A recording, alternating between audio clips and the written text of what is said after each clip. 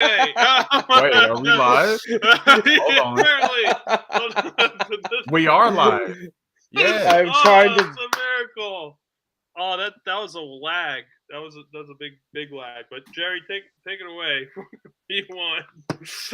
Hold on, give me a second. I don't have my face together. Okay. How do we do an intro again?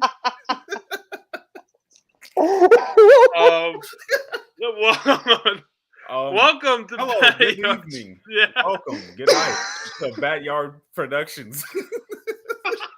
We're a little loopy. It's been a while. We gotta get back in order. Oh my! I'm your host for the evening. I'm Jerry, your Green Lantern from Ola, and this guy. Oh God. Hey, I'm Matt from Gotham. How you guys doing? And I'm Josh from Metropolis.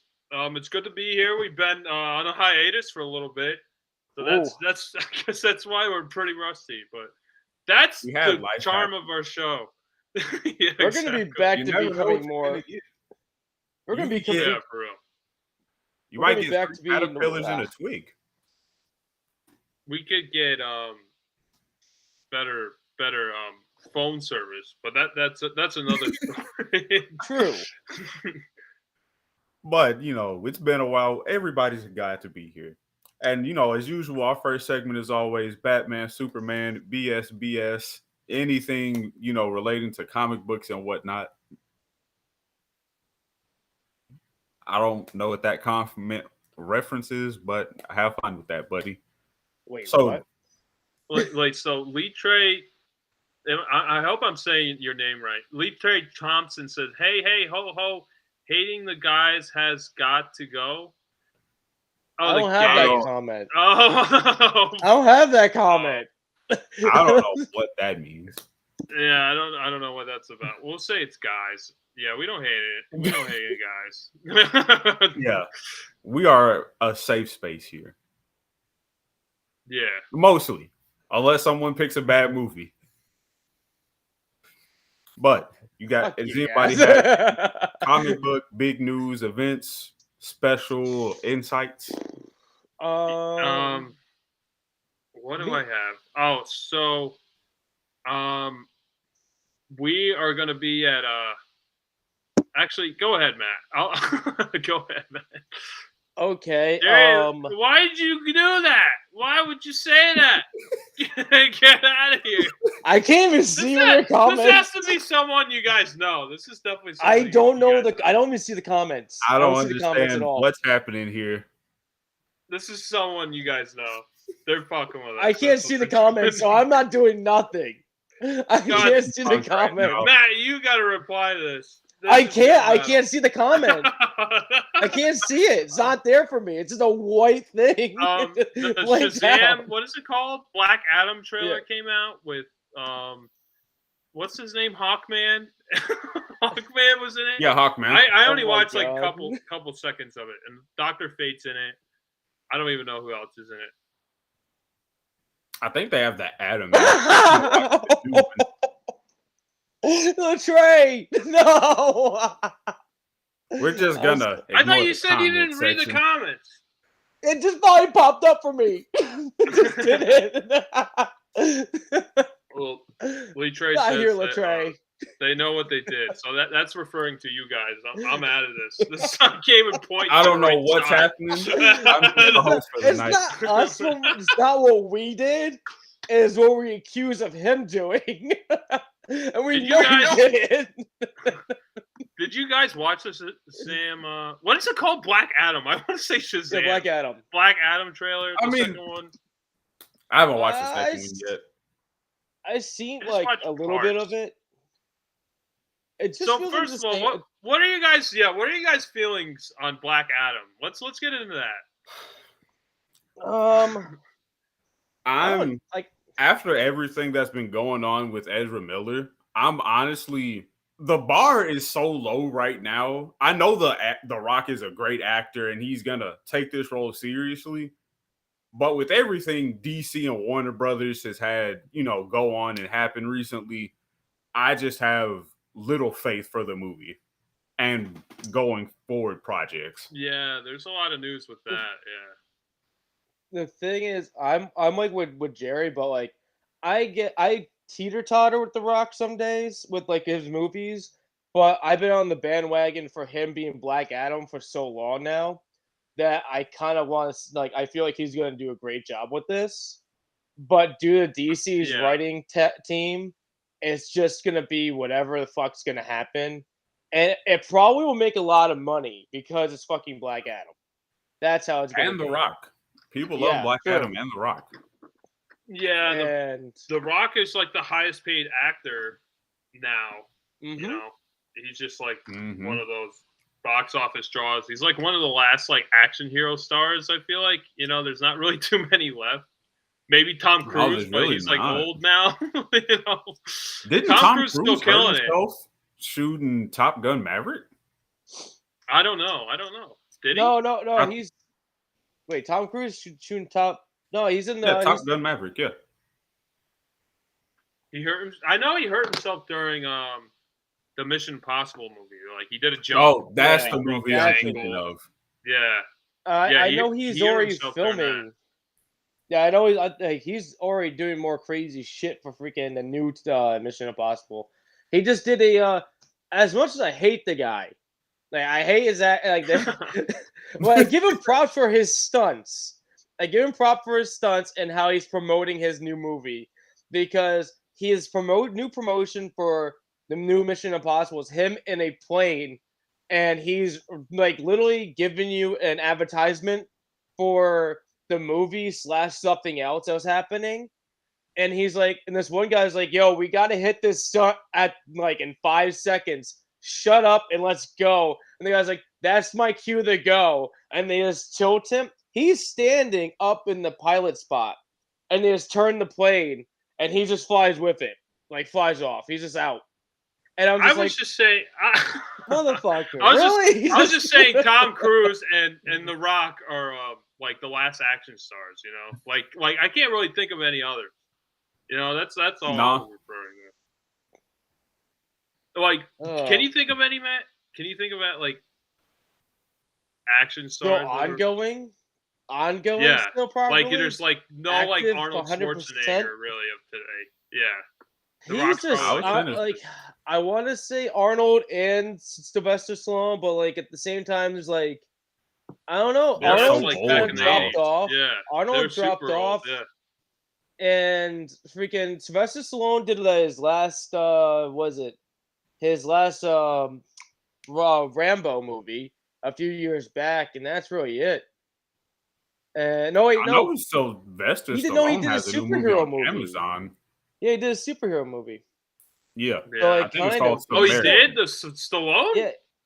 Yeah, Stallone did a superhero thing. What the fuck? So what is that? He's still in there. I forget. It's on Amazon Prime. I think it's called Guardians 2? No. Oh, that would be cool if it was connected to that. Like, if he was. No, it's a different universe. The Ravengers or whatever. No, yeah, I think something weird happened with that. I think with that idea got like thrown away. Who would hate the gay? What? Just try get out of the chat. I don't even know what that means. I don't know what that means. So Matt, what do you think of Black Adam? Black Adam trailer. Black Adam. Like I said, I was with Jerry with this. It's gonna do what DC movies do, but due to we have we have The Rock. It's gonna do well in box office and draw in the fans, and it's just that it's just need to see how the execution goes. We got good we got big names in the freaking movie, like as character wise, and we just have to see how they all work together in this movie. Is Black Adam just gonna be kicking people's asses throughout this time because no one's gonna be misunderstood of what he is, or are they gonna end up teaming up and fighting a giant monster at the end?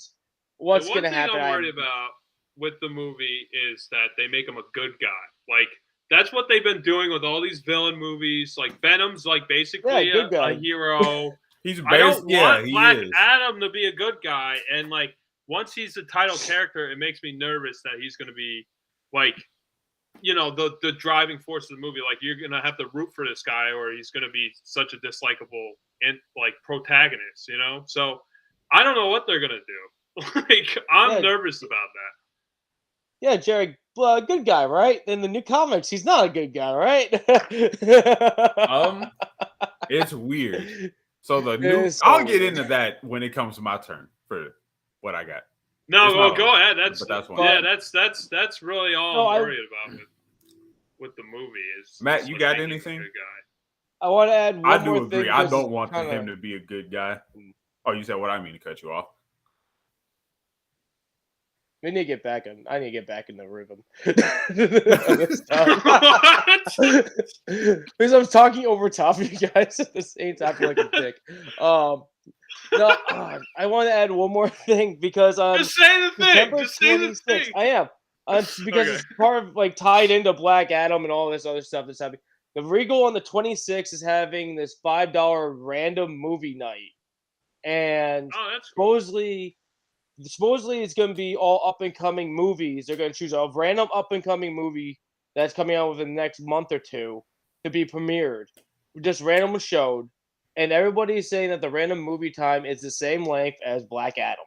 So it feels like we're going to see Black Adam random as at the random movie event instead of like all these other titles he dropped. Is this every Regal, or is this like it's supposed to be every Regal? Yes.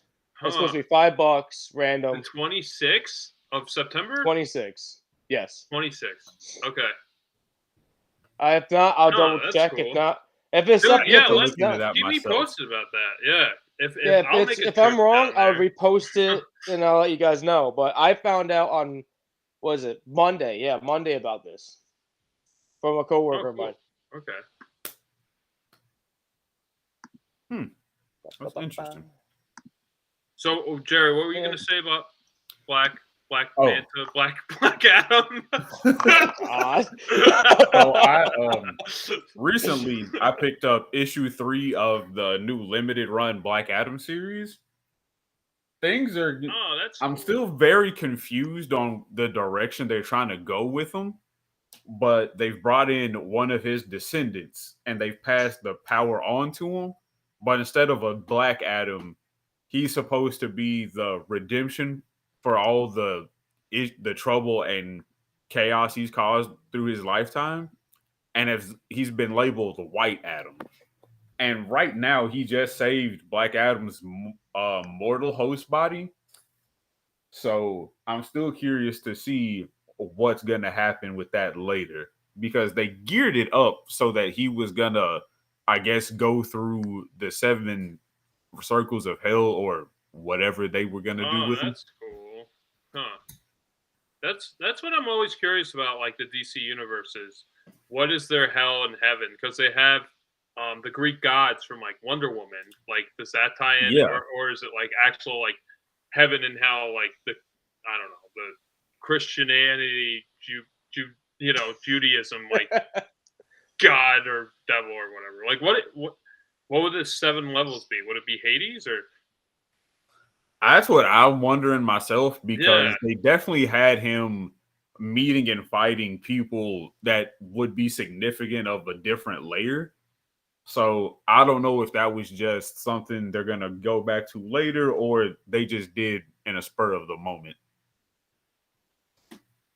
That's pretty cool. But that's what has been going on in Black Adam. So those are the newer Black Adam series that's coming out, like actively. Yep. That's cool that you're keeping up to date with comic books, because I like gave up after the New 52. I'm like, I didn't finish the New 52.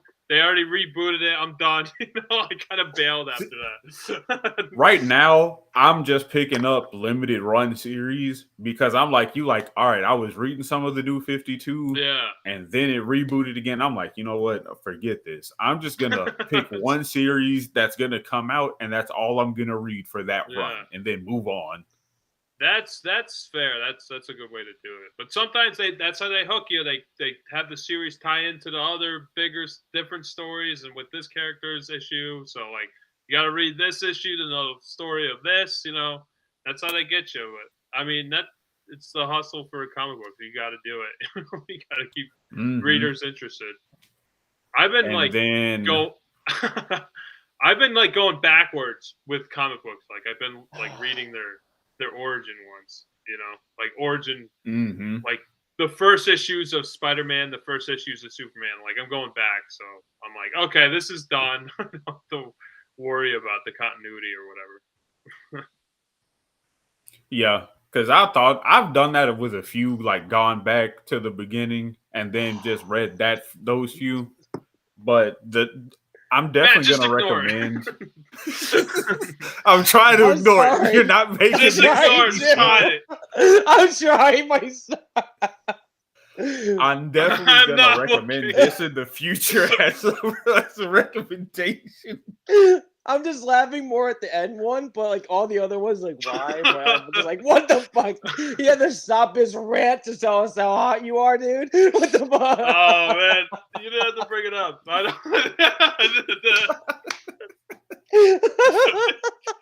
literally like read it and I was like, nope. Gotta go up.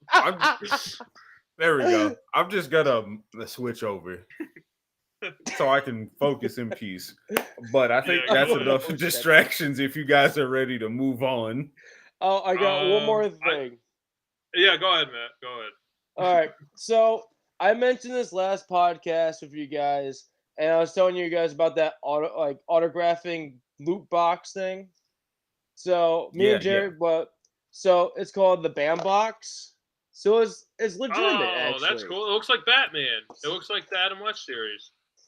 So basically, that's cool. They select what is it called? They select your top like whatever account, like the three. They do like 3 choices and all that stuff, and they give you at least one that's like a graphic what is it? This is an art piece, like a print. And they select. Then they select actual and autographed. I can't do this. This is not mirrored no more. They do an autograph photo piece from the actual person. Then you got a little authenticity like barcode down here. Down there. There it is. They can scan. Are those bring prints? It up. Those are prints. Also, the guy actually autographs the print. The one print. Then they decide to give you at least one pin with the loot box. And I just realized this thing. They ask you for a certain... What? Is it a Wonder Egg? No. They give you cards from the artists that give you the prints that don't get signed or that do get signed, depending on which ones and all that stuff. So they get like these random prints that are actually pretty cool looking. Those look nice. And they get you like a standard whatever.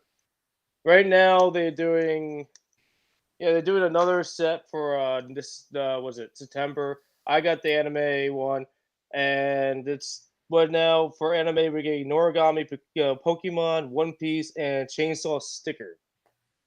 They actually have one for horror. They get Near Dark, Friday the 13th, Killer Clowns from Outer Space, and Chatters or whatever. I'm not pronouncing it. I'm right. I'm not familiar with that. Me either. And then they got for the Geek Box for the autographing, you get one of those newer Star Wars series that's coming out. Harley Quinn, Toy Story, and you get a sticker from He-Man, the Master of the Universe. I believe the reboot. Series from Netflix. I haven't watched the reboot yet. I've heard people say it was pretty good. Me too. I heard it's really good, but like there's like certain things that people are getting bothered by here and there, so I haven't even decided to touch it yet. But it's made by Kevin Smith, so it'll be decent. Did you have something else you want to add, Josh? There's 2 things I wanted to add. I'll start with the news first. So DC was recently, not DC, Warner Brothers was recently bought out by Discovery, and so Discovery has basically canceled so many shows, so many movies. They canceled the Batgirl movie that was going to come out, which is kind of shitty because I was actually interested in seeing that movie. I didn't think it was going to be great, but I thought it would have been decent from what I was hearing with Michael Keaton showing up. I don't know how you guys feel about it, but I think it would have been okay. That was the news I had, so I'm just gonna use something else instead. But I just wanted to add this: Disney owns Discovery, so that little mouse has the comic book companies in his back pocket. Oh shit! I didn't even fucking realize that. I didn't even think of that. Jerry did that. Knew that information. What the fuck? Oh no! Yeah. Oh no! This is like a whole monopoly. They own everything. Yeah. Oh my god! It was a very subtle move because I forgot about it until I looked it up. Wow. Well, you just gave me a revelation. Like, holy fuck! I didn't even think of that. Yeah, Jerry did that to me the last 2 nights. Wow. He kept on saying, "Crispy, their Discovery is owned by Disney," and I'm like, fuck! I keep forgetting. Thank you.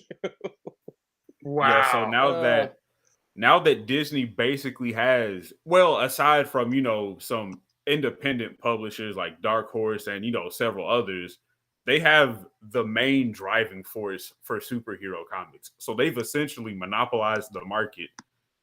Yep. And no matter what happens, now, there's still 2 different companies. Because that's like DreamWorks. I didn't even realize that.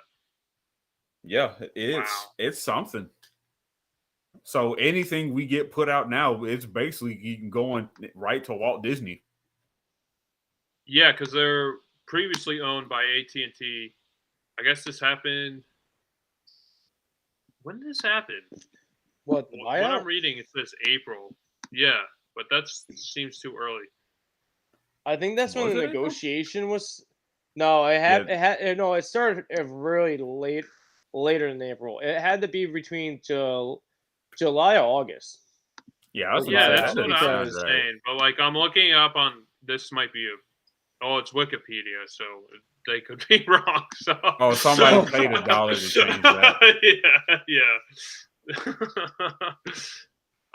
But that happened pretty recently. Fuck, I didn't even think of that. I think it's going to be a step of recovery, quote unquote, for DC to get all of not just DC but Warner Brothers themselves as an industry, but get themselves together, because with everything Warner Brothers has done, with the Amber Heard and Johnny Depp, issue, and then to everything with the DC cinematics and Ezra Miller, they have to do something to pull themselves out of this hole they dug.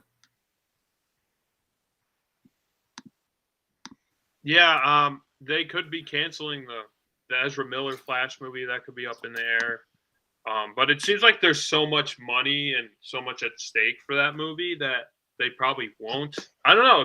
They could very well do it. The one thing I was really looking forward to was that Cape Crusader show that was supposed to go on HBO Max. It looked like another like addition to the Batman animated series. It looked like it was even set like earlier than that show. Like it looked like they're going like straight up 1930s, 40s. But apparently that show was canceled, but it's not canceled because it could be picked up by another studio, because I was looking. There's an artist on Facebook. They said they were like doing background work for the Batman the Cape Crusader show, and I commented on it. I was like, I thought that was canceled due to Discovery buyout, and they said that it's still going forward, but they basically didn't give any detail. But it's still coming into fruition. It could be picked up by another streaming service or something, but it's still happening, which is pretty interesting. That shit's even going on. So who knows? Maybe Batgirl might be picked up by fucking Disney, and they'll put on Disney Plus and put her in with fucking Captain America, whatever the fuck they're doing. God. No, she'll be with She-Hulk twerking. They'll be twerking together. No, don't bring that up.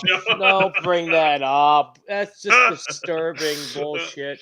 It was. It's disturbing. It's just stupid. We're not going to talk about She-Hulk. We don't need to talk about that. The only other thing I was going to add, well, Josh took what I was going to add, so I'll use this one. I'm sorry. I was doing like Matt did earlier, checking through Regal, and I saw that they are playing The Godfather in theaters on select days. Oh, that's sick. Are they? I would see that. Yeah, I think we missed like Godfather Part 1 by a day. Oh, damn it. I gotta pay attention to that because Regal's, they do those like anniversary movies, and it's actually yeah, because awesome. Next month they're gonna do one for all the horror movies. I think they're doing Scream, Friday the 13th, Halloween, of course, for their anniversary. Oh wow! And I think Nightmare on Elm Street, but I'm not sure. I will look it up and post that on our Instagram. So I know Disney owns National Geographic. They own Discovery too. I swear they own Discovery. I definitely know they do. I know they have Nat Geo. Yeah. Do they own Discovery? I don't even know. It's wow. This is how like complicated this fucking Disney buyout is, because they're literally buying everything. Like I have to look at a chart to know what they own now. It's crazy, you know. I can't keep up. But I am ready to move on and get this started because I've been looking forward to this. The only news I just want to bring up before is this is going to be quick. We're having some audio episodes from that were previously recorded live are coming to streaming services, so you can listen to us instead of watch us. If you want to go back to an older episode, they'll be on Spotify or wherever the hell you watch or listen to podcasts. The other thing was we are, well, I don't know who out of the group, but BatYard is going to be at the Fishkill NY Hudson Valley Comic-Con November 19th. So we got 2 months, but we're going to be there. So definitely, if you're in the area, come to Fishkill. Jerry, of course, you're invited. Everyone's invited. I'm going to make it to a Comic-Con. I know that's a trip. I know that's a trip, but yeah. Just wanted to mention that. I'm good. So be on the lookout for some new interviews coming soon. Yeah. Yep. And so as we shift from the BSBS, we're going to transition right into the short, which is episodes 1 and 2 of Transformers Prime. And Matt, I'm going to let you handle this one. Oh, God. All right. So my confidence in this is like barely at the halfway. Let's go with this. All right. So this is taking place. So this Transformers Prime is basically the first 2 episodes is like based in, I believe we're in Nevada, I want to say, and I vaguely remember what the location is, and they are. It almost feels like it's California, but I could be wrong. I don't even know. It is I Nevada. could be wrong. Is Nevada? It is okay. Nevada. Oh, okay. It was close. So it takes place with what's it called? Cliffjumper and RC. They're driving around doing patrols for Energon readings, and as they're discussing, they end up finding out there is a reading. So Cliffjumper, played by Dwayne "The Rock" Johnson, aka Black Adam. That's what I was trying to figure out. I was going to say that during our Black Adam discussion. I was like, was that The Rock? It sounds just it like... It was The Rock. He's there for one episode. That was also just coincidence. I forgot he was in here. Purely coincidence. Die? Like, does his character die? He is dead. Yes, Cliffjumper. We'll get there. We'll get there. Oh, so of course. So they had him for. They could have had enough money for one episode. So Energon reads come up. So Cliffjumper said that he would. Cliffjumper said I will go and check it out. It'd probably be nothing. ends up that it was more than something, and shit goes down. Clipjump gets captured by the Decepticons, and RC ends up reporting back that she hasn't been finding energy, she hasn't heard or seen Clipjumper in a while, and there's a bunch of other Decepticons more coming into the area because of the higher reads of Energon happening there. So we end up having to the RC accidentally parks in a fast food restaurant that a kid ends up getting too attracted to the bike she's disguised as and ends up being an accomplice with her being chased by Decepticons and drags in more people. Meanwhile, we end up having a giant goose chase of adding in later on Bumblebee. Not Bumblebee. Yeah, no. It's Bumblebee. It is Bumblebee. I am so. Because in my head, BB-8. I just went to the movie. It's BB-8. Jumping into where we are with like Bumblebee showing up, and we're helping out RC try to get away from these two Decepticons, and we go and end up meeting another kid that ends up joining the squad of kids that are being captured because of knowing of all of this shit's happening. And I forget how the girl joins in, but like they end up tagged along. She just tags along, got it. She just jumps in place. So they all end up getting brought to the Transformers base where everybody's trying to figure out what's going on, and they keep on trying to figure out where Cliffjumper is at the same time understanding what the giant read of Energon is. And in the midst of them trying to figure this out, Megatron ends up coming through a portal because of the overdue Energon they have gathered to open this rift that he just came out of, but he was thrown into, it looks like. That I have no idea how he's been or why he's there. Hopefully they explain it later on in the series, because I probably will continue onward. I can answer the questions. Thank you. So we end up finding out that's happening, and finds out the Energon crystals that they're making is dark. Is like they're trying to make them into more of a dark. This is more of a dark power that they're collecting, and it can resurrect dead Autobots.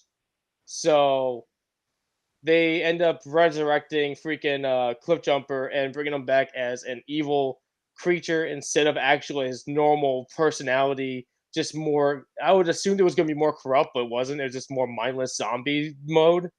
And his what? Is that when she drops him? That's that second that's part? later. That's late. That's listen the part. I haven't got there yet. So I'm gonna get there soon. So his life force sign comes back on for Ratchet. Ratchet says he's located here. The rest of the Autobots end up moving outwards to go hang out with, go find Cliffjumper at the mine that Starscream is mining all this like Energon from. That's like a giant amount of freaking Energon and that they've been finding just randomly in the desert. And as they're doing this, they end up showing up and finding Cliffjumper, and RC is trying to figure out what's going on with him. And it's too much for the Decepticons to handle. That Megatron just tells Starscream, blow the mine, destroy it. I don't give a shit what happens. Let's get out. We got enough what we can handle. And after taking a juicing from the freaking Energon crystals that he's already been next to for a long period of time, that's already corrupted him to another higher power of Megatron that we have seen. And he's able to hold on to the evil corruption power, and instead of just getting taken by it and becoming a mindless zombie, he can actually hold on to it, looks like, because he kept his sanity from it. And during this whole thing of blowing up the mine, Cliffjumper attacks RC. RC's trying to figure out what's going on with him and knocks him off the side. She's trying to save him, and then she drops him. And then Starscream comes out of nowhere, does a cool fucking flip grenade throw and shoot out of the fucking mine top and blows up the mine with the corpse of Cliffjumper. And then after that, before the Transformers, the rest of the Transformers escape, talk about what happens and how they had to stop whatever just happened with this new Energon stuff that's been discovered, and they're setting up patrols for the children. And we end up at the end of the episode's really more, I believe, it's Megatron talking about his further plans of going forward with this new power he has. So, yeah, I'm trying. I just want to throw this in. The undead Cliffjumper, I think they officially named him what the undead bots are Terracons, which is, like you said, just a mindless mindless deceased Autobot or Decepticon. Is it a goo? What is it? What is this stuff like? It's like a gelatin. So the dark that goes on. It's like a dark Energon. So the dark Energon that was leaking from Cliffjumper is the blood of Unicron, and Unicron is one of the ancient Autobot deities. Mm-hmm. He's essentially the Decepticon that's the size of, I think, a large planet or a small star. Yes. It's that's cool. Really fuzzy. Oh, where's that guy? I want to see him. So I'm actually going to get into that too. So yeah, if you followed like the movie series, I don't know anything. That's what they're leading. That's what they're leading on with the last movie.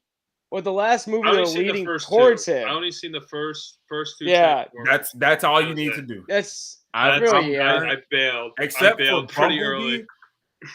Bumblebee wasn't a bad. That was a decent, good side movie. Yeah, that's what I heard. I heard Bumblebee wasn't terrible. But yeah, I didn't want to call it Dark Energon because in my head I keep just thinking Dark Eco. I'm like, Dark Eco, Jack and Dax. They always say Dark Energon. Don't feel bad. I'm like Dark Eco. I'm like, this is just Jack and Daxter, damn it. What's a kid's character's name? The kid in this show. What's his name? The taller boy, the taller young boy hair. Is Jackson. The smaller one with the brown hair and glasses, his name is Rafael. And the Asian girl. Then the young Asian girl, her name is Miko, I think. It's been a while since I've watched it, and I should have rewatched the shorts again to refresh my memory, but I think that's their names. Yeah, I like the kid characters. I thought they were pretty decent.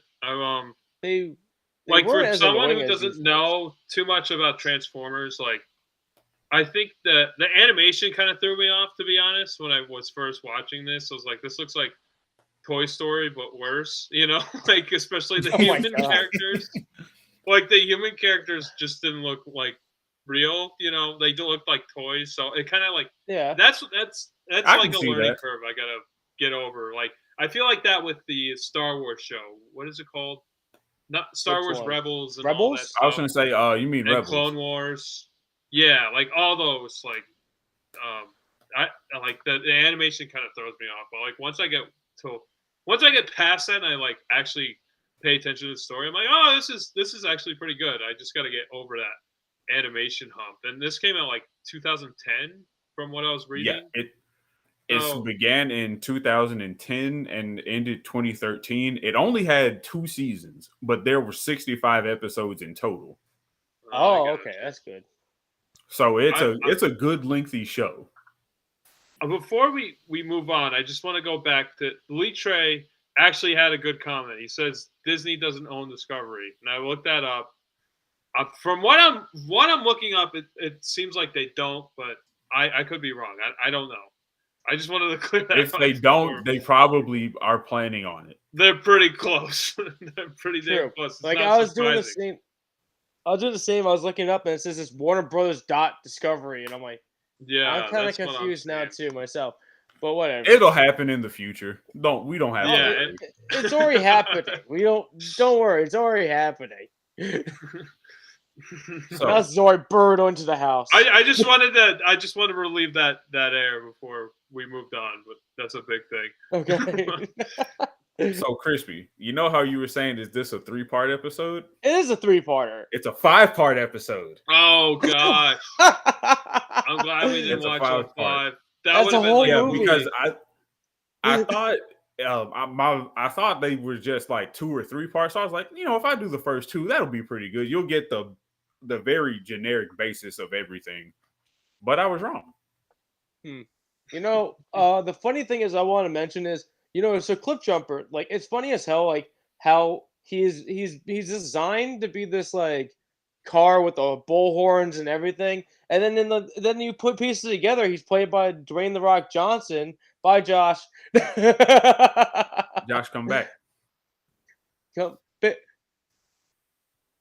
Okay. So yeah, he's played by Dwayne The Rock Johnson, and his tattoo and his thing he went by when he was wrestling was a bull. So like, It makes more sense now after I was like trying to put things together. And I wasn't the only person I had issues with the whole time with this series, trying to understand, like, grasp the concept of, like, the design of them, is Starscream. I'm still always gonna try to do that. I did that with the movie and the show. Which one do I like the most? Is the show's design. Yeah, I didn't care for his design in this either, because they made him look too much like Randall from Recess, like a real weasel, Yeah, and his head was fucking elongated. It was more elongated this way, which I didn't care for. But I liked his design way better than the movie design, because his movie design is just fat and chunky. It just doesn't. Went more I get it toward the cartoon, but made it hyper realistic from the 80s. Yeah.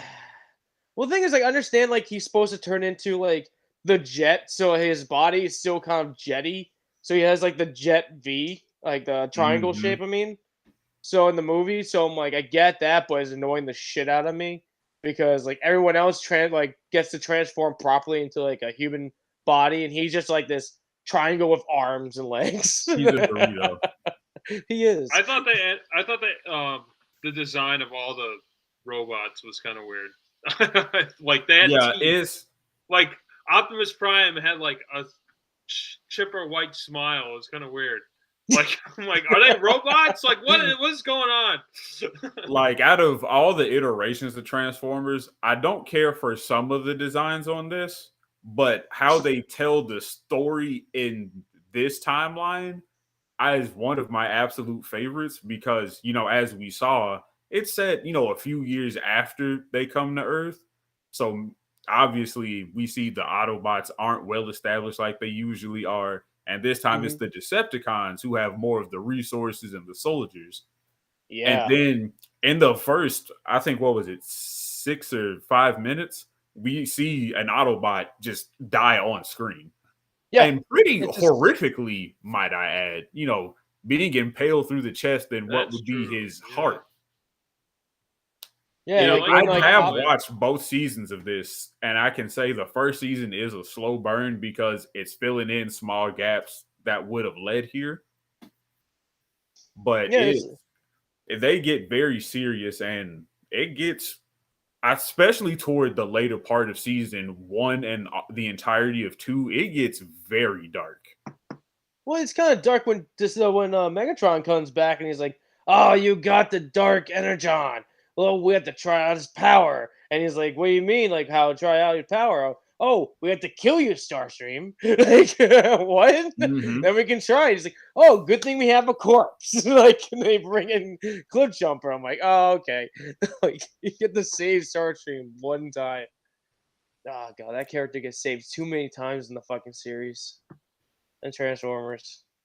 Absolutely. I liked when Jackson was like saying to the other kids, "Oh, these are robots that can die." When they kind of like had that realization, they're not just like machines. They're a little bit more sophisticated than like C-3PO or something. And I want to just piggyback off what Josh said. So if you go back and watch the show, Crispy, I know you probably will, because you got to know what I already know. You want to finish the first season. I did start it. The funny thing is, I looked up on Netflix and I have watched most of the season.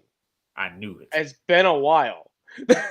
But all I was just gonna add is each of the kids that's paired with their Autobot is for a reason, because you can kind of see even in the first 2 episodes some duality between the three. Like, Bumblebee, obviously he's never been able to speak, but there's a child who understands him through the code and beeps that he uses. Jackson is with RC, who is, a female Autobot. She's very motherly, but she's also very harsh. And Jackson's, a very timid boy who's in a single parent home.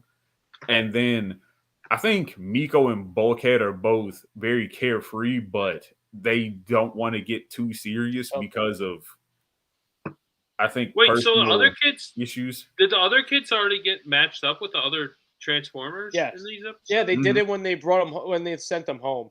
And it's funny is like I didn't even realize that. Okay. Rafael gets partnered up with Bumblebee, and maybe this is what you're trying to draw to. Okay. And it's like a foreshadowing. Bumblebee destroyed his fucking RC car. That was the same color and sky shape as him. Was so does Bumblebee in like every Transformer media like not have a voice, or is that just something they did? It's a vast majority.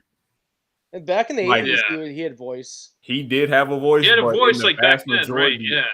Yeah. After they take his voice or they replace him with Hotshot, who's supposed to be the newer Bumblebee. Mm-hmm. Huh. Okay. This shows how much I know about Transformers. I don't know. No, that's a valid question because you wouldn't know unless you watch the show. Yeah. Once the actual Michael Bay movie came out, he got more of I got that radio voice thing. Yeah. That's started happening more that I know of. And all that other junk. So I remember him back when I was a kid watching the old stuff. He had the voice. He sounded like a freaking a new kid on the block. He just didn't know what the hell he was doing. Bumblebee was nothing. Let's just say that in the older ones. Mm-hmm. He was just a kid, the new Autobot on the block. But he did do some decent work. But he was more foolish and stupid, would trip over himself when he was getting started. It wasn't like how Bumblebee is now. They do have Bumblebee as he is foolish and he's gonna go be just jump into action right fast, but it's not like how it was in the comics. I mean, back in the old cartoons, it was more he was the little brother of the group. He wasn't a hardened warrior that they make him now. And there's also a new installation into the series where Bumblebee is the leader, and obviously another alternate timeline where Cybertron is flourishing, but he is, I think, a captain of maybe the Cybertron police, and he's transported to Earth in pursuit of some criminals. And, per usual, he's, still not the rookie, quote unquote, because he still makes mistakes and he still is looking up to Optimus Prime for leadership, but Optimus isn't there, Megatron isn't there. It's a whole new cast. They do make reappearances because, they're the faces of Transformers. When you think of them, Optimus, Megatron, and there's no in-betweens. Yeah, those are definitely top tier. Even Bumblebee is a big character, but he's not on the tier of Optimus Prime. That's no the high, especially for normal people. I know 4 Transformers. I know Bumblebee, Optimus Prime, Megatron, and Starscream. Those are the only ones I can name. Those are the faces. I don't know that many. Yeah. That's about it. That's all I know. Ever since I keep jumping back to our main event that we're gonna be talking about, but ever since that movie came out, Bumblebee's performance of being a favorite skyrocketed because how they performed with him. Yeah, he's and how they use almost him. the main Transformer. Yeah, they definitely utilize them well. But by now, with the movies that we've been having, I would have said Bumblebee should have been dead. Probably in the third. After the third one, the third one he movie, took a beat down. But in the third movie, we had what's his name? The guy that plays Spock, his character, his Autobot. He had the rust gun that. Yeah, He plays an Autobot in the third movie. He's in the third movie. Oh God, poor Leonard Nimoy. So he has a special gun that shoots basically it shoots this kind of energy that hits you, but makes you rust away instantaneously, basically. And that's what they did with what's it called? Iron Rod. Ironhide. Wow. Rod iron. Ironhide. Thank you. Thank you. Hard iron. Thank you. That's what they did to him. That's what he did to him and got rid of him. But that guy would have taken out everybody if he didn't focus on doing his objective. He would have taken out everybody. But let's go back to the show again. The show. Well, this is gonna tie. This whole discussion is gonna tie. This whole thing will tie in. Yeah, exactly.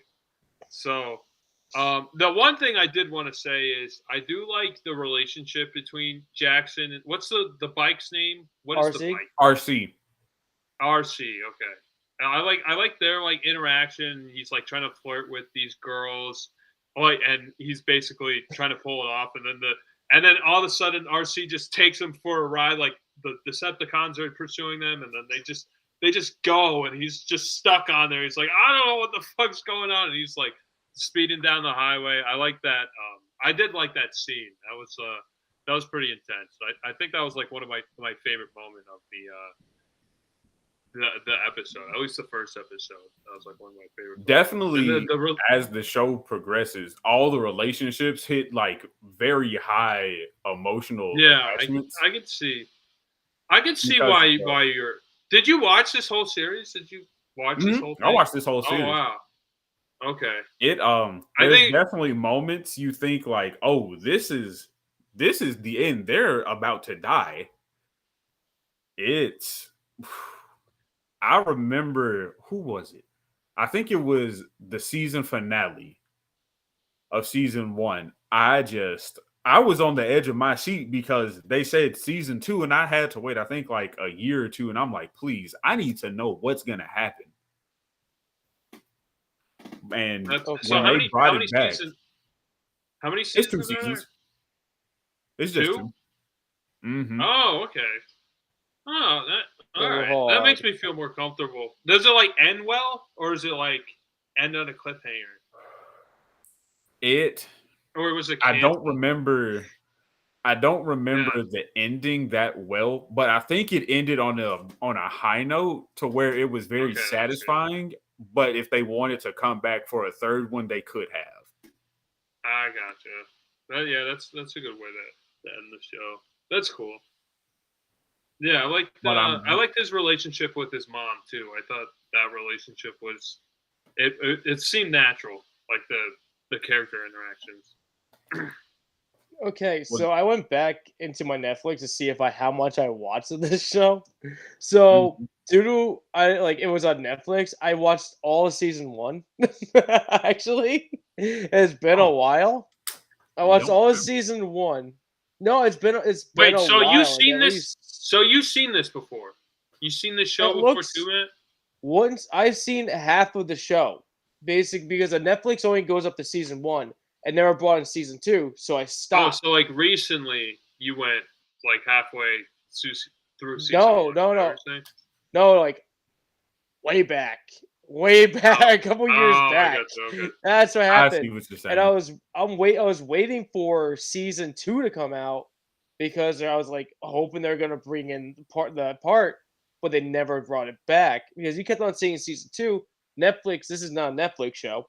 Netflix only has season 1. That went up to 26 episodes. 26. Oh, that's this it? This was originally aired on Cartoon Network. They don't have the second season. And then later on, the second season is on Tubi. I think it's a free TV app that also has on-demand streaming if you want.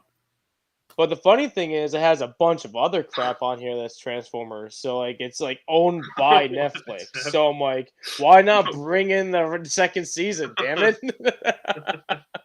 I know Netflix does have a new Cybertron show unique just to them. I made the mistake of reading the comments, so I'm sorry. I have it on host chat. I don't even know what's being said. I just But holy hell, it's just happening. Josh, I definitely didn't know you were new to Transformers, so first time, I don't know. Seeing something like this, like seeing this story, like, what are your first thoughts on it? Because I'm very curious. I at first, like I was saying before, the animation really turned me off. I think it took me like the second viewing to really ingest the character development and like the interactions between the Transformers and their characters. I thought that was the most interesting stuff to me, was the human interactions, and actually, like, even with the Transformers, like the interactions between each other, I thought their interactions was like very natural. It was just the animations. It was just like a learning curve for me. Like, I gotta get over that animation. Like, but I'm spoiled because I gotta say, Jimmy Neutron came out like fucking 2002 or whatever, and I think that looks better than this. Okay. Oh my god. That's all I want to say. I think that even though they're like cartoony or whatever, they look like, they look like humans. They kind of look like action figures. So I got to get over that. That's just me. Like, that's just a personal thing for me. It's not like really detrimental. No, totally. I totally get that. Yeah. But I think I don't know.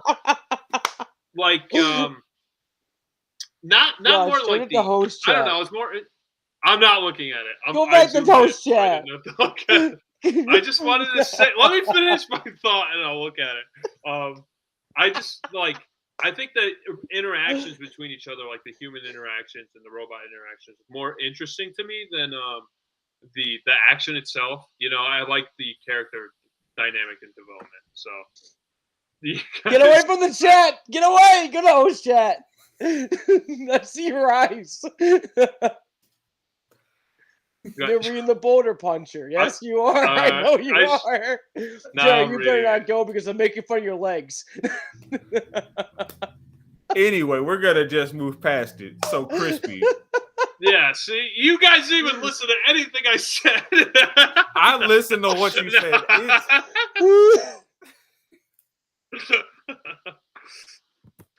No, that's cool. So, Crispy, do you have any final thoughts in your review before we move on? Oh, I didn't even give a number. Let me. We just got here. Sure. I mean, I'm like done. So go ahead. But that's all I had to say. I give it a 6. I'll give this a 6 out of 10. So. Oh my lord, I don't know where I'm going with this anymore. Damn. Just fucking say your thoughts. Move on. I'm sorry, I'm zoomed in on the comments. Just zoom in. What did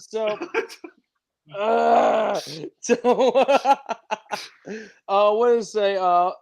To me, it looks like from looking at the past setup, I actually enjoyed it because I almost just kept on going because of I enjoyed that storyline that Josh, just get away from this. Get away. Just get away. Thank you, Big Booty Danny. I appreciate you. That's all. What? Okay, go ahead. So when I keep mentioning that I watched the first season. So I watched the whole first season prior to this. It looks like years ago. And do you remember it though? Do you remember the whole season? It's I remember the designs. I do remember the designs when I was watching this, but the story plot has been that long that I don't remember 100%. But due to me watching this again, I almost went on board and just kept on going further. And just without watching the movie, I was going to stay watching this. Due to here and there character designs and all this, whatever, due to character designs, I'm not that picky on it. I give it at least a good 7. A good 7. I enjoy it. It's a decent Transformers, but I still had to get the season 2. So that's now a mission for me to get this season 2 and watch that 100% now. And I'm hoping that we get Dinobots, but I doubt we're gonna get Dinobots. I am not looking at that chat, Josh. So I give this a good 7. I'm just thinking about it, and I'm like afraid what I'm gonna say. All right, because I'm like, it's a kids show, it's whatever. I'm not gonna be a nitpick about it. It's just that here and there character designs could have been different, but whatever you're gonna do, it works. And I give it's a nice laugh that we get Dwayne the Rock Johnson for like one episode to be killed off, and 2 episodes. It's like what's that movie? The Other Guys, where it's him and Sam Jackson, they jump off the building. God. Have you seen that? Yeah. And they just like instantly we're gonna land in the bushes. And they didn't land in the bushes at all. It's kind of like that, but the cartoon version. Oh my God. It'd be funny if they had Samuel Jackson in this also. They might. I just wanted to say, so for season 2, Jackson? I don't think we get Dinobots, but we do get something else that is very surprising. It's good. It's a good addition to the story. Is it new or is it old stuff? No, we do not get Optimus Primal. Oh no! But they do make mention of artifacts of the past primes, because they acknowledge the fact that Megatron and Optimus are the only 2 primes left in existence. So when they die, there will no longer be any primes left. Yeah, it's kind of screwed. Are they like related? I didn't even know that. No, it's a title. It's a title thing. Okay. So I didn't know in terms of status, they're related, but they're different characters.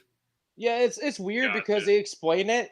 They explain it in like another show. I think maybe in this one is that Optimus has a different name, and once the prime title has been promoted, like brought to you, you get an upgrade in your your personality and stature, and you become a bigger like figure, other than like a normal size like Autobot or Decepticon or all that stuff. Like you become larger and more powerful than you are, and you have a different name. So Optimus has I forget what his name is. Orion he has Pax. a different. That's it. Yep, that's it. That Orion was Patch. What is it called? Orion Pax. Yeah. Pax. Okay. Yes, that was his name remember before becoming a prime, and when he and Megatron were both still friends. Yeah.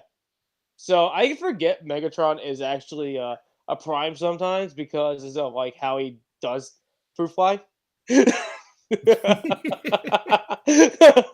Yeah, the way he does, like the way he is and how he does like acts is just like doesn't feel prime. He's just like evil, so it just like feels like he's just like another embodiment of like something else that's at the same stature of a prime, but has a different title than actual like what he should be. So I kind of I never looked into Megatron like how he became a prime. So I am interested how he is. It's weird because, with all the different stories, it gets, how certain things happen get changed, and one thing in this story timeline that makes sense gets absolutely removed in another. Sorry, just ignore me. Just keep going. I just read the comments. Oh my God. I don't know. I don't know why I read them. Sorry. Oh, God, man. Josh Squash. Oh, sorry. That was my fault. I should have read that. Well. It's okay, Josh. Oh, okay. So I do agree with what both of you have said. When I first watched it, I thought the animation and the style was very weird, but that also added to the charm of it. It definitely gets more intense as season 1 progresses, because I was originally going to choose the first 2 episodes of the season finale, but I was like, no, because not everybody knows about this show, and I don't want to throw anybody for a trip and a curve. And so I was like, I'll do the first 2. If I remember right, they were pretty decent and all right. For me, this is an 8. because they go do some things in a Transformers series that I've never seen them do or take an attempt to do. And even though season 1 is a slow burn, it does fulfill a purpose, and it tells a very darker side of what the Transformers universe could have turned into. Matt, what was your rating, Matt? A 7? Yeah, 7. But I'm going with 7, but I want to go 7.5. But I just let this 7 for now. So 6, 7, 8. I also just want to throw in some fun facts before we close this out. So they per episode they attracted approximately 102,000 viewers. And they also were nominated and won several daytime Emmys and awards. What? I didn't know that. That's cool. Okay. So this show has some credibility. Yes. It's, to me, if somebody said, what's the best way to get in Transformers?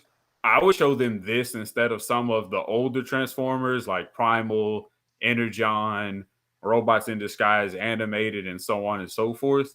Because this one is not only shorter, if I remember correctly, but it also tells a much better story and has pacing more suited to my liking.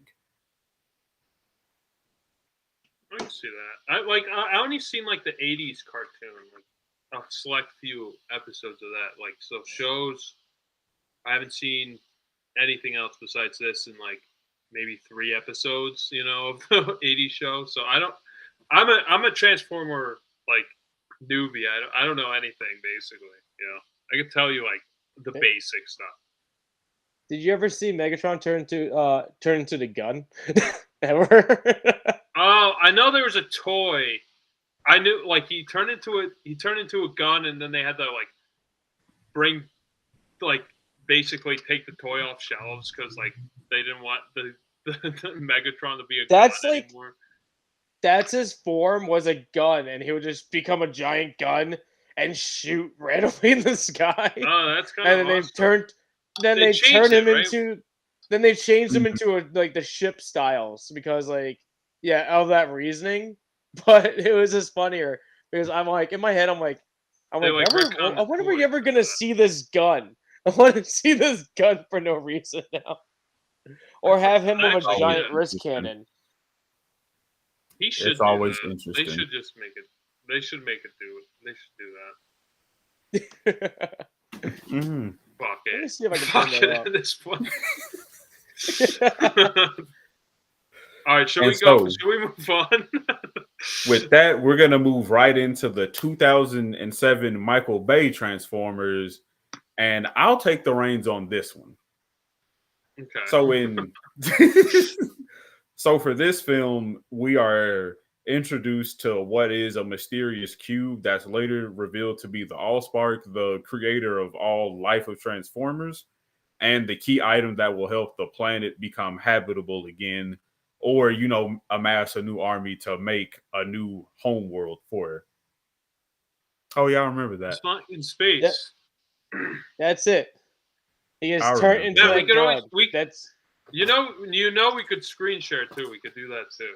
I know. I have issues. It has issues with me with this. Even though I'm on the right thing, really? It gives me issues. I have the right settings and everything.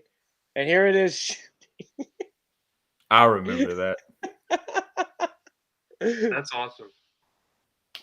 And this is just I'm just standalone. Sorry. Sorry. And then we're introduced to Sam Witwicky, the great-grandson of a captain who first found Megatron and the location of the Allspark.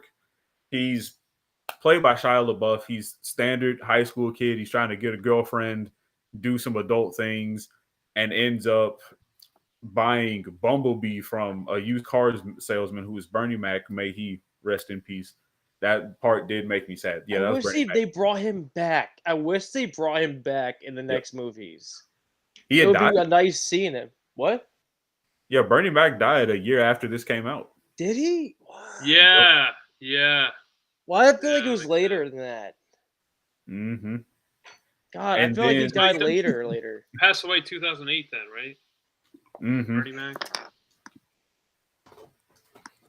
And then after Sam buys this sports car, who later turns out to be his Autobot guardian Bumblebee, he meets Jazz, Ironhide, Ratchet, and of course Optimus Prime.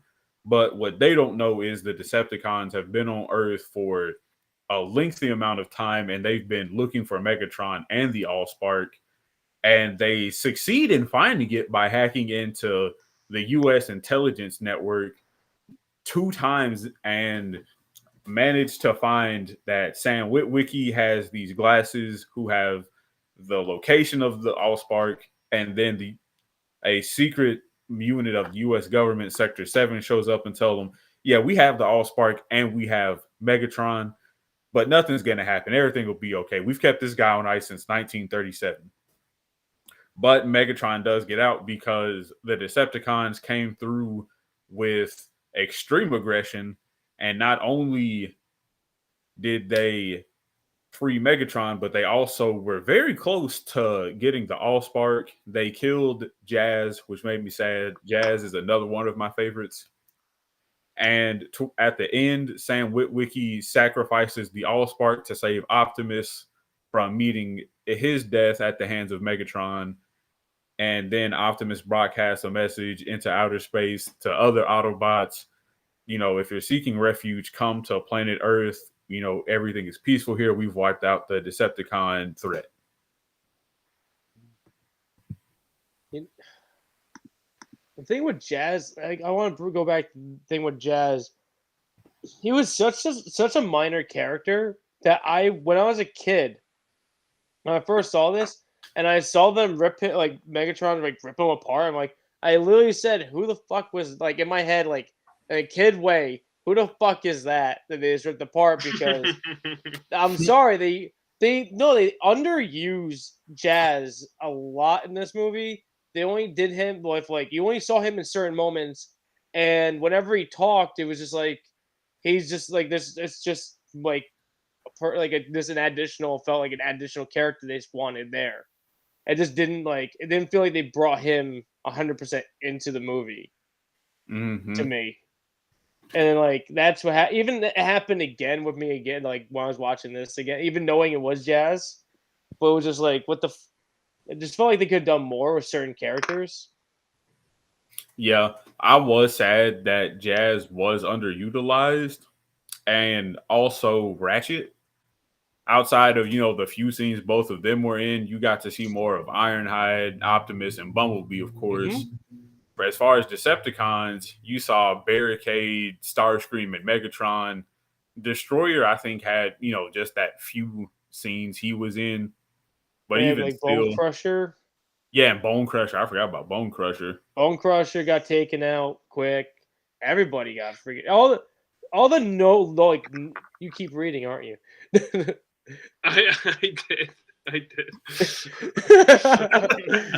So yeah, but all like the lower, the no name, like the smaller named Autobot, like the Autobots and Decepticons were like wiped out quick and taken out. I feel like Ironhide would have bought like less time or like beat up more that we have seen if they weren't like he wasn't a Dodge Ram, and I believe Dodge Ram was like using this movie as like was a sponsor for the movie also. Mm-hmm. Because I remember so many Dodge freaking commercials for this. Oh, they had Burger King in the background. They probably had a lot of sponsorship. Oh, yeah. There was a lot of sponsored endorsement there. Chevy used this for the Camaro craze that followed suit for the next 8 years. Yeah. Still going, dude. Everyone people don't want Camaro. Not everybody wants a Camaro so much anymore. Thank God. Yeah. The funny thing is, I never saw the yellow ones. I always saw the different colored ones. I never saw the Bumblebee going down. Oh my God. I saw so many yellow ones. It was awful. I got lucky seeing all different colored ones. It's like not just like Bumblebee. So they get but I'm very curious as to what Josh thought of the movie. Oh god. Oh god. Okay. First of all, I haven't seen this movie since it came out. So 2007, I was in 7th grade. I think I enjoyed it then. I was never really big into Transformers. So I'll tell you where. So I seen this movie. I seen the second movie. I seen it in the drive-in with Matt actually, and I fucking hated the second one. I hated it. I despised. I was like, this is awful. And then I gave up. I'm like, Transformers is done. I am done with these movies. I'm done with this franchise. That's where I just gave up. I was like, I'm so done. And now they have like 15 movies or whatever, and I'm like so uninterested. But this movie is, looking back at it, like this is an actual movie. There's a reason why I wanted to see the second one after seeing this movie. Like, there are some really cringy stuff in this film and stuff that probably wouldn't fly today. But it does, like Jerry was saying earlier, it is produced by Steven Spielberg, and I do get those Spielbergian vibes from the camera shots, especially, and the cinematography, like the look of the film, like with the spotlights and stuff, like especially when the Transformer comes out of the pool and it goes over the little girl. It reminded me a lot of E.T. with like the lighting and everything. Like a lot of those shots really remind me of like E.T. and like Spielberg films like that. But the editing's weird. I don't know if you picked that up. I was like trying to like pay attention to like how long a shot would be on screen.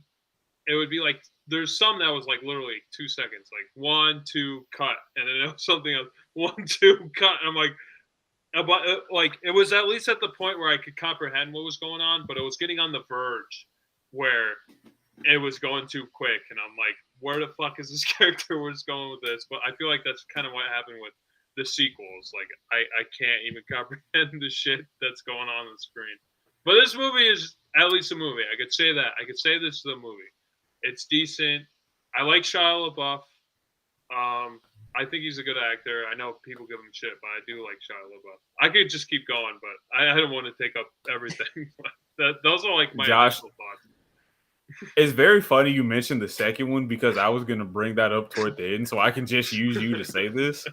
So the second one was the worst reviewed out of the whole Transformers saga. Okay. I think it has like a 21% on Rotten Tomatoes. Oh, I thought it got worse progressing over time. Like I thought each one just got progressively worse. No, it literally. So, like, I saw the second one. It went 1, 2, went down. 3 brought it back up a tad. 4 brought it down. Yep. And then 5 was just a dumpster fire. It was just 5 made no sense. They didn't execute they didn't execute the storyline properly from 4 to 5. It was just like a time skip to 5. Like we don't even know where these couple characters went to. We don't know where this like went to. People just straight up vanished from the timeline. Mark Wahlberg had a daughter and this boyfriend, and like they're deleted. And like, why did they? Okay, that's what I'm curious about. Why did they get rid of Shia LaBeouf? Why did they do that? Supposedly there was rumors. I remember hearing about it, but it's been so long. I don't honestly remember. I remember hearing rumors that the rumors were that that he was taking over. He was taking over the filming. He was like saying that we should do this instead of that. And Michael Bay didn't like him forcing his directive hand onto the movie without his permission. And he was trying to take over the whole fucking movie at like around 3. Yeah, around like it's somewhere in like the middle of 3. He was doing this. And 3, they got rid of Megan Fox because she said something about Michael Bay. Yes. For the second movie, like he over-sexualized her or something, which I can't blame her because look at the first movie at least. Like she's like they shoot her like she's a sexy car basically. There's like literally a shot like a girl. I'm not gonna lie. There's a shot. There's one shot where they're talking to Sam Witwicky and her, and she's standing right next to him, and they're like, "You gotta get this all spark to like the spark to the freaking the cube back to this like spot," and like it's an up angle. It's just above, so you can see down her shirt. And it's like mostly focused on her.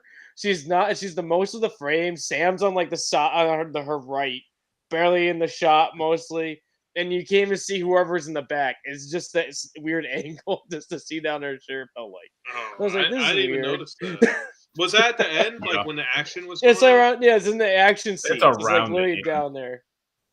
Well, that's when the editing got kind of choppy for me, and I was like, "Oh, this is kind of weird." It's like I noticed like weird moments like that. I don't know if you guys notice, like, I don't know, especially at the end, like I really the editing kind of like stood out to me a lot, like during the ending. I was just curious. Yeah, definitely toward the end, like rewatching this I think this is maybe the third or fourth time I've rewatched this. This one is my favorite of the Michael Bay series. Yeah. But definitely toward the middle and the end, I was like, man, it just feels off, you know? But then definitely now I'm like, oh yeah, they definitely were trying to get through some of this editing as fast as possible. And they just took the best. Yeah, that's probably what it was. It was like they had the CGI and it looked great for like 2 seconds. So like, oh, let's just cut it here. Like it looks good here. And they answered Danny's question here. Oh, sorry. And the one that's in China, that one's the fourth one, the Age of Extinction. That's the fourth one. That's Age of Extinction. Yeah. That's the is that the dinosaur one? See, that's the dinosaur one. Bad shit insane. I can't keep up with it. I don't know what's going on. They have dinosaurs. They have Optimus Prime. I don't know what's going on. That was poor execution also. Because it's weird what they do with it's like this is the reboot was just discombobulated, and the way they did a lot of things was just like what the fuck. It was just whatever. Didn't make sense. If Optimus Prime rode a metal T-Rex, then it would have been worth it. I think he did in the fourth one. Oh, does he?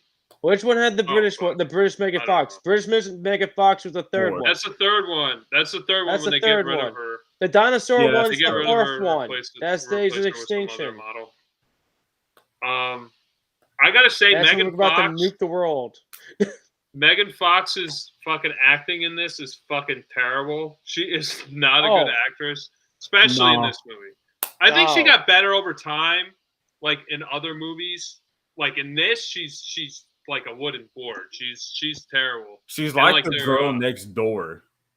Yeah, but like she just felt like she literally had less personality than Plank from Ed, Ed, and Eddie. You know, the wooden board. Like I could tell she was trying, which I don't fault her for. I think they just didn't give her the right scenes and lines for what she wanted to. You know. Yeah. Including, I feel like they just made her backstory up like last minute later on when the 7 SWAT Sector 7 came in and like, oh yeah, her background with her father and all this. Okay. Yeah, I wanted to mention. Yeah, I thought that was very out of place. Yeah, it was weird, and like, why they know? There's a specific line from that part where John Turturro, who's like the FBI bureau or whatever he is, basically it's like, oh yeah, she's a criminal and she has a record. She went to juvie, and then he was like, criminals are hot. Like that's literally the line. He says criminals are hot, and he like bites at her. I'm like, yeah, what the fuck? That was not okay. I cringed on that one. That character is supposed to stay cringy away from me. Like I just wanted to push the monitor away from me. Like, no, I don't want to see this. Why? Why is that in the movie? Oh my god! Why did I read that comment? I think Mateo wins.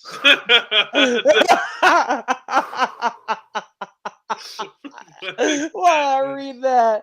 God damn you, Latrey. God damn you.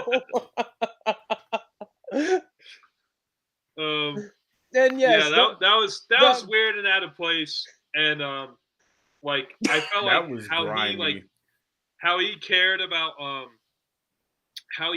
like her record, but like it didn't really come up. He's like, "Oh, you didn't tell me you had a record." Like, fuck you! Why? Who cares? What like, does it fucking matter? Why does it matter? Why are you pissed off? You're running against robots, and now you're gonna have a record because the fucking FBI just picked you up. Like now you have a record. You're going to juvie or fucking high prison. Is this record gonna matter when we're all dead? I don't think so.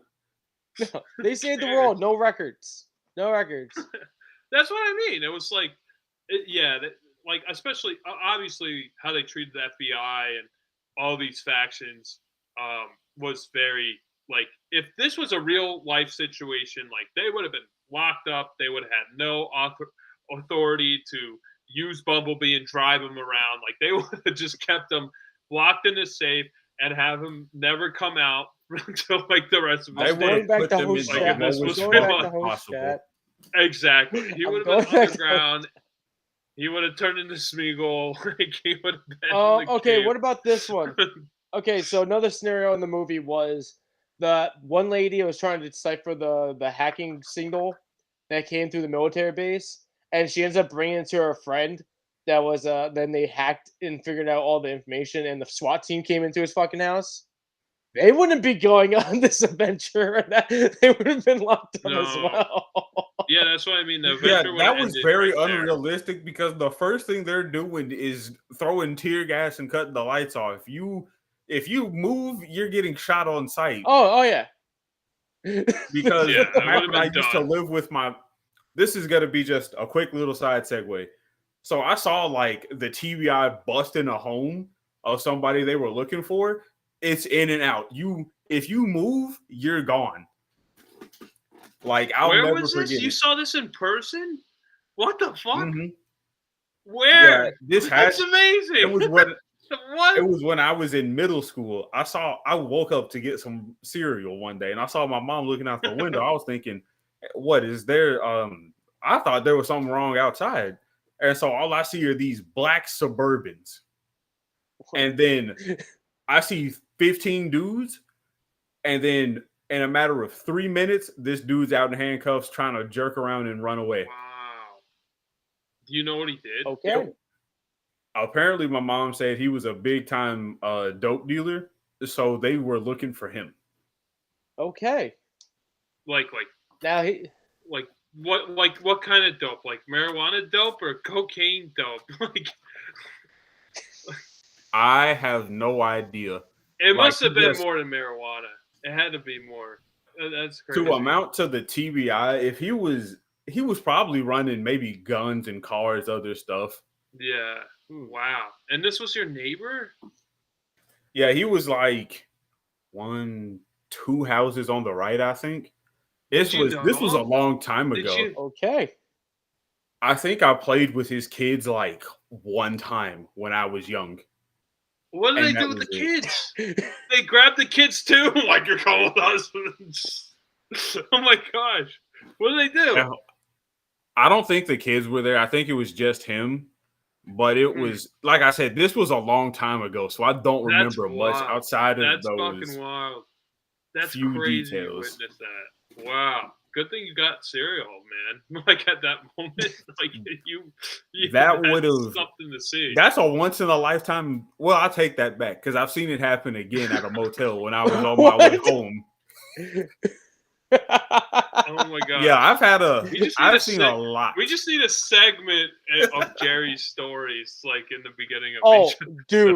Dude, Jerry's. I get the daily updates of Jerry's like work days. That's fucking and awesome. Some of them are just like, "What the fuck is happening?" That's wild. I'm telling you, the stuff I go through. You would be like, "There's no way," or "How do you even have a job going through all of this?"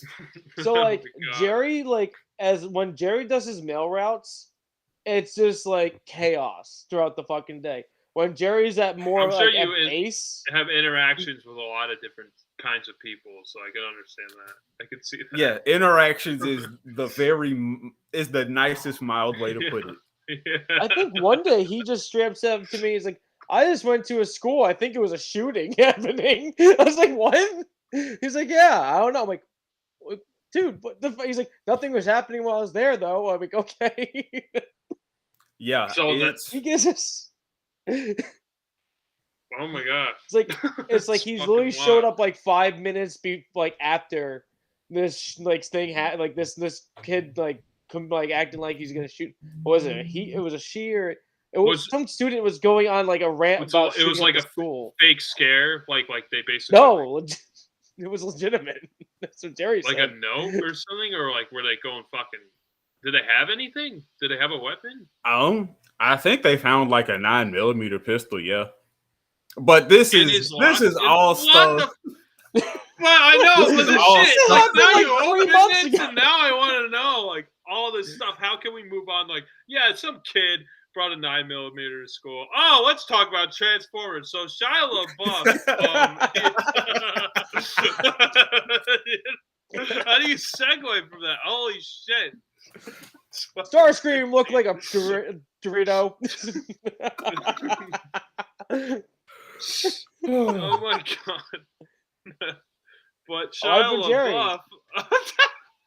It's literally Life of Jerry. It's like whenever with our Discord chat with me, Jerry, and Billy, it's just like me and Billy wait for a random Jerry story to come out. Oh man! Yeah, Josh, I have to remember to send you some because unless you hear it in the moment, you're like, there's no way that this happened.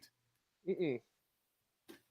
That's fucking wild, man. Definitely send me. I need to be a part of these conversations, so I'm not like shocked when I hear them live on the podcast. I guess, but like, if I'm reacting like this, I'm sure there's a lot of people reacting like, "What the fuck?" You know, we need an old just Jerry episode, just telling his stories throughout every interaction. I'm telling you, I have stories that are on par with the beaches of Normandy, Nam. You're just like, how? Oh gosh, how? We don't even need to pick a movie.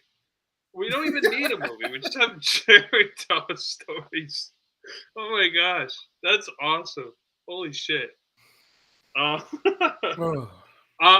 did want to say. So, Scott, trying to segue back, but the begin like with what wikis. What's Grandpa's name? Do you know his name? Anyway, the Grandpa wiki. Let's just call him Alistair. Yeah, Alistair Wiki finds Megatron in the Arctic, and like he goes down this tunnel and he like falls in, and then I guess Megatron's been there for decades or however long. I felt like it was a nod to The Thing, the John Carpenter's The Thing. I don't know if you guys kind of felt that vibe, but like especially with like the alien under ice and like they discover this. Yeah, it definitely felt like I got that vibe. Yeah, because I went back and watched it this time. I'm like, oh, it's like I'm watching The Thing. Yeah, that's how I felt. Like watching it, I didn't pick that up the first time because I didn't see The Thing when I was in 7th grade. But yeah, I watched The Thing like in recent time, and it's like one of the greatest movies I ever seen. So definitely watch the Thing.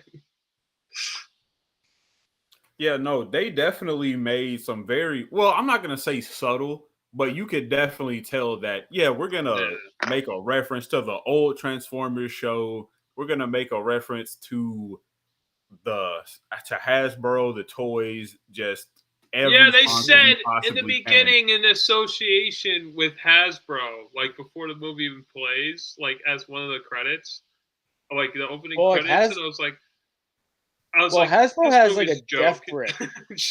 No, Hasbro has a death grip on everything they own. They make agreements with you, like you're gonna have this for 3 movies. That's fine, boss. But talk to us before you start playing a 4th movie, because once the 3rd movie's done, like out and done, we're not doing it anymore until you make a better agreement.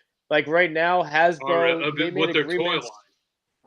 Yeah, but because they started us. Yeah, no. Hasbro started toy. No, Hasbro started Transformers as toys. Show came out after toys. Oh yeah, I know that. Oh so, yeah. So this whole franchise is toys first, and show later. So Hasbro keeps it like they're what's it called? They have G.I. Joe. Like I was talking to talking to a guy that did illustrations. I was showing off from the Poughkeepsie Comic-Con and everything. He said that the company he worked for, IDW, they had Transformers and G.I. Joe lines. They are done after this year because Hasbro has pulled the contract and said they don't want them working on them anymore. He's hoping that he's hoping that they can redo the contract to get him back because he enjoys working on those shows, like those comics. But he said, but right now they're pulling them. Right now that comic industry, that comic series, company is holding on to Godzilla. I know for a fact right now, but that's the only thing like that he's saying that's keeping them more busier with the Godzilla stuff. But he's saying Transformers and with G.I. Joe was two of the biggest hits for them, and now Hasbro is pulling them. I can't believe that. That is insane. I noticed. I have it on host now. I have it on host chat. I have not been paying attention. Show mommy milk. What the hell? I can only imagine the cesspool it's turned into. I forgot we could talk to each other. I forgot that. Oh wow. I didn't. Okay. We can have our own chat. I forgot about that. All right. Sorry. But okay. How you guys feel on character designs? Like I enjoyed that we didn't like in the old when Transformers first came out, they got like human faces.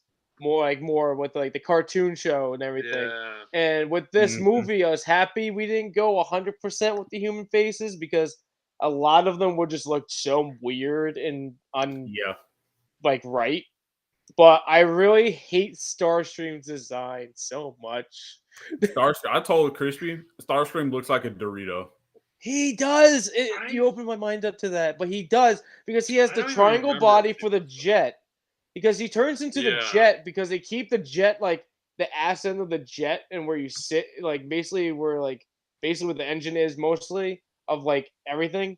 That's where they keep for his chest and his like lower body, and they just give him these scrawny fucking arms and legs and give you a shitty head that looks like way worse than the cartoon to me.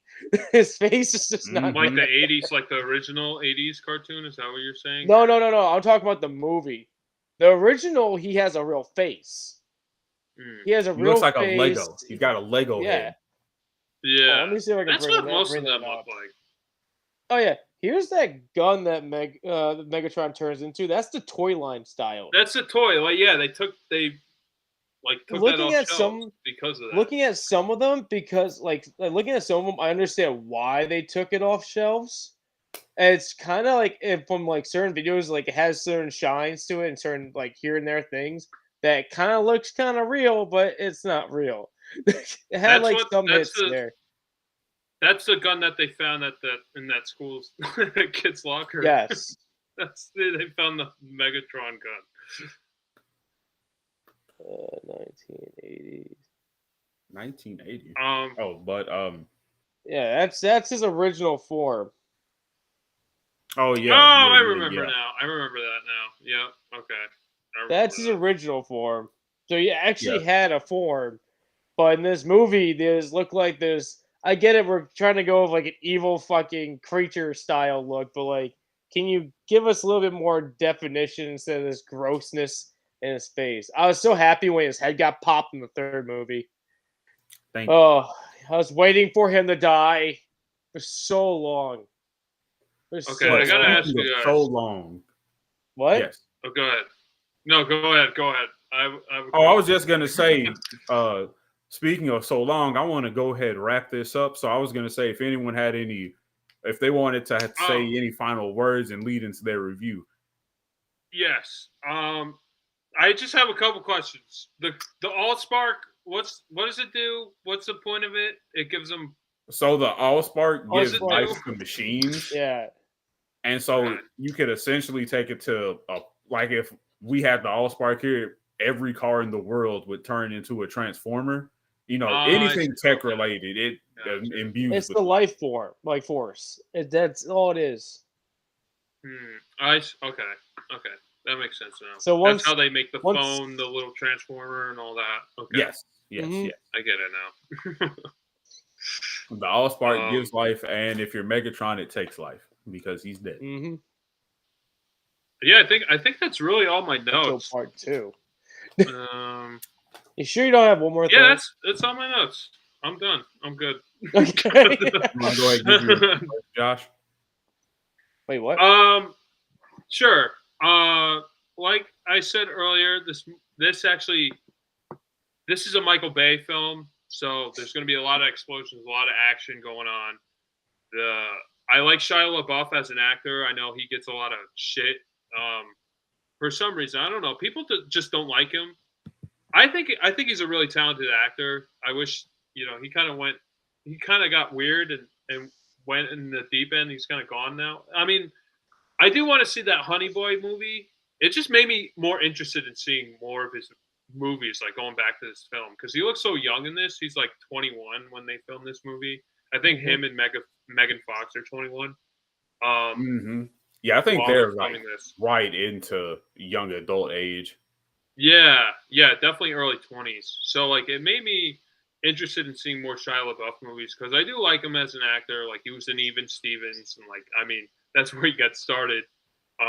There's a movie called Honey Boy where it's basically like his perspective on how he grew up, like in the acting age, which I do want to see. So like maybe intrigued with his movies. Maybe I'll recommend that at some point. I haven't seen it myself, but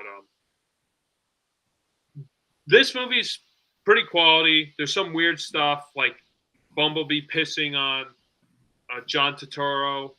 Like that was that in the movie. I thought that was very unnecessary and out of character. Super unnecessary, and it was just like.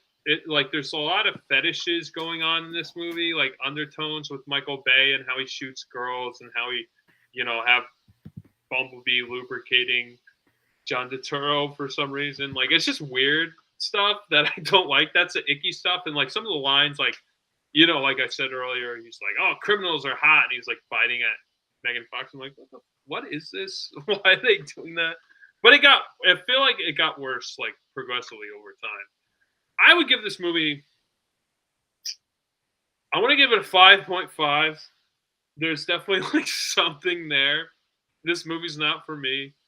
I'm actually more interested in watching the cartoon now. That we talked about. I'm like, I've converted another one. But this, like, these movies, I never need to see this again. Like, maybe if like my nephew's watching it, I'll just sit down and watch it with him. Like, I would never like purposely turn this on and go like, yeah, I want to watch fucking Transformers 1 and turn it on. I don't think that would be my thought process. But like if it's on, I'll watch it kind of movie. But like I don't think I'm interested in any of the sequels. It just seems like it gets more noisy and more chaotic and just more. I just want to cover my eyes and close my ears, like cover all my senses kind of thing. It's on the verge of that. I understand what's going on, but 5.5 for me. I think that's very fair. I think that's very fair. Okay. I'm getting Matt, you're going last. Okay.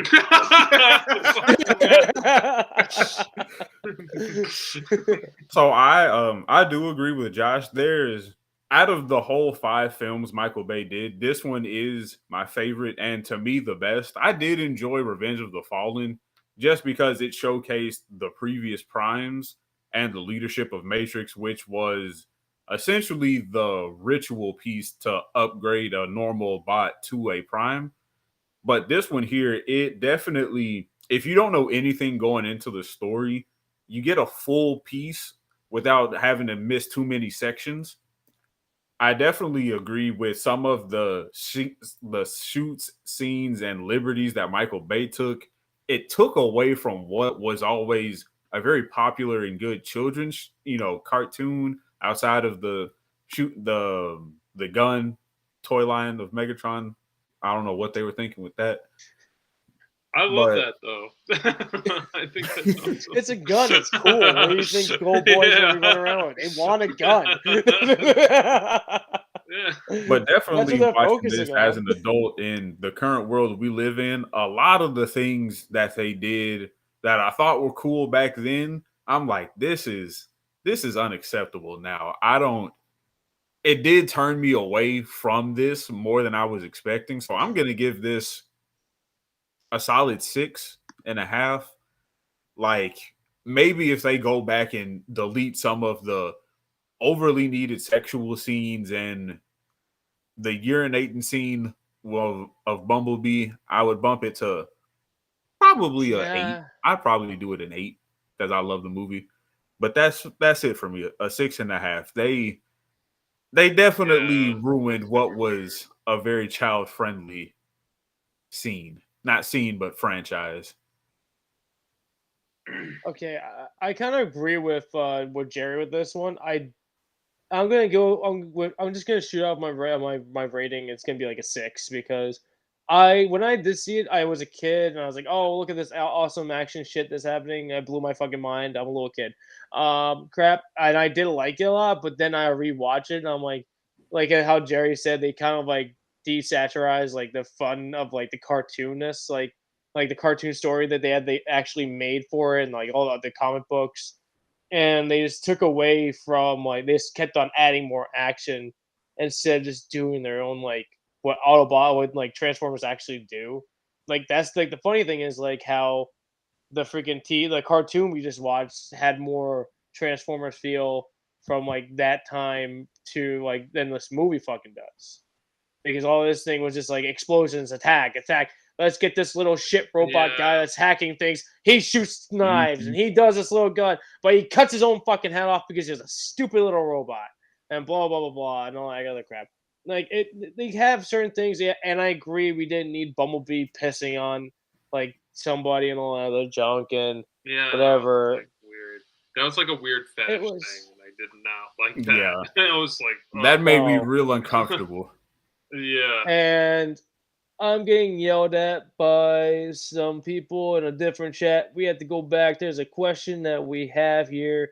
It was if the AllSpark gives cars lives. Here it is. Okay, should the Cars from Cars movie? Yeah, it's a real question. This is a legitimate question from Danny Solo here. This is actually them asking us a question. So, should the Cars from Cars, the movie, be part of the Transformers universe? And to me, I would say yes. It's a 50-50 for me. It's like if we saw them more transformed as just talk normally, then yes. But the Cars never got that far into the series to show us like them do more than just talking. It's more just like, I'll just leave it as like, it's more of a shoot. I'll just leave it to like the Toy Story storyline crap. and then I'm just gonna stop. He's like gonna tongue tie himself.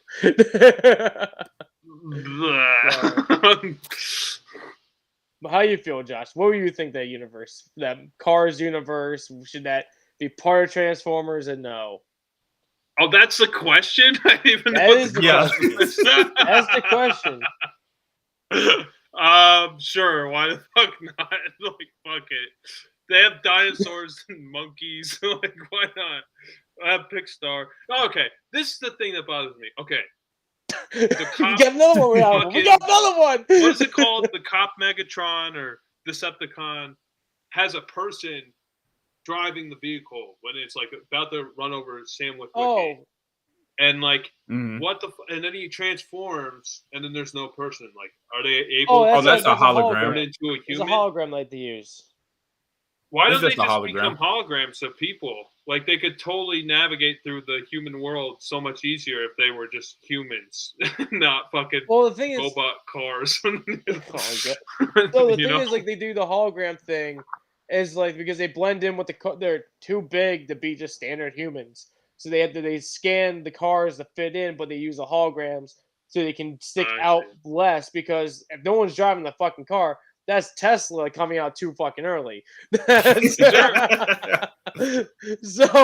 any like organic like Transformers? Could like one Transformer turn into a tree or something? Kind of, sort of. It's weird because you do have the Decepticons and other different, transforming bots that do have some biological components and features to them. But it's, like I said, it's weird. It just depends on what story you're looking at the time. Like, it's like kind of weird because what was it, in the third movie they're giving birth like to baby Decepticons in a sorts, and then the fourth movie, no, not the fourth movie, the fifth movie, they had baby Dinobots in that one. So like they have weird like organic birthing stuff like added to this. Instead of this game them being just made from out of nowhere, there's actually real things. Okay, here's the real question: can a human mate with a Transformer? Absolutely not. They're absolutely not. That's I know. There's a fetish on people with cars. That's what we want to know. No, definitely. I don't. The funny thing is, like, I believe in one of the, I think in the older, like the 80s cartoons, when they finally got to like the end of its running where they couldn't think of anything else, is where they can like have the humans combined inside of like the robots when they transform into stuff sometimes. And they can do like, they can help like pilot certain things with them. And it's like a weird Gundam like style thing they're doing. I'm trying to remember right. That sounds like Voltron. The Voltron? Oh well, Gundam had like pilots. I hate Voltron. I was a here and there fan. What about Voltron? That's the Power Rangers thing, right? It's kind of like Power Rangers. Yeah, it's the off-brand Power Rangers. Yeah, it's like the Power Ranger part where the Megazord. With the 5 lions. Yeah. Okay. But we're gonna go ahead and wrap this up. We want to thank everybody for hanging out. Wait, my choices. Oh, right. My choices. Okay, I got picks. Next episode. So, all right. So the short is gonna be this. This is gonna be a first time for me because I was trying to find something that would work with what I'm picking here. So, including, why not? Jerry kept on suggesting that we should try this one show anyway. So, Wendigo Apocalypse, episode 10 from the Hulk and the Agents like the Wendigo, like ancient Native American folklore. It's So it's episode 10 of the Hulk and the Agent of Smash. Oh yeah, we were talking about this last night, Jerry, a little bit because I was trying to find something. And I said, why not something that fits whatever I'm going to go with? And what's I'm going the show with called? Hulk and the Agents of Smash. Yep. Huh. Okay. It's going to be in the first season, episode 10. That's on Disney Plus for you, Josh. So if you want to look for that. Okay. But the movie I'm going with is Antlers.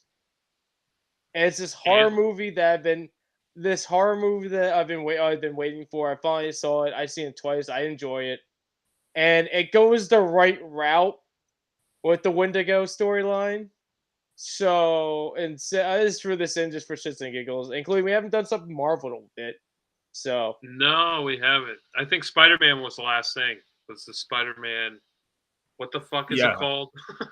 I keep forgetting these Spider-Man. No Way Home. We hate Spider-Man. I'm just kidding. We love Spider-Man. No, I hate the titles of these movies because they all have home in the title. I'm like, that sucks. Like, just fucking name it something else. Why is that the motif? It's annoying.